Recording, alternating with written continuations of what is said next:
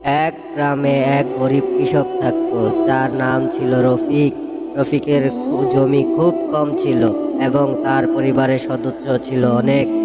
তারা বছরেই সে কঠোর পরিশ্রম করত, তার ছোট জমিতে চাষ করত। তবে প্রকৃতি বৈরিতা এবং ফসলের ভালো দাম না পাওয়ার কারণে তার সংসার চলত অনেক কষ্টে।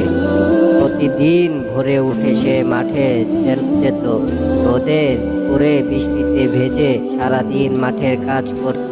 ফসল ফলানোর জন্য রফিক কোনো ছাড় দিত না, তবুও তার পরিশ্রমের সঠিক মূল্য পেত না। ফসলের দাম কমে যাওয়ার, বাজারের মধ্যসহযোগিতার কারণে ন্যায্য মূল্য না পাওয়ার, সব মিলিয়ে তার জীবন কাটত সংগ্রামে। রফিকের একটি ছেলে ছিল, যার নাম সোহেল। সোহেল স্কুলে ভালো পড়াশোনা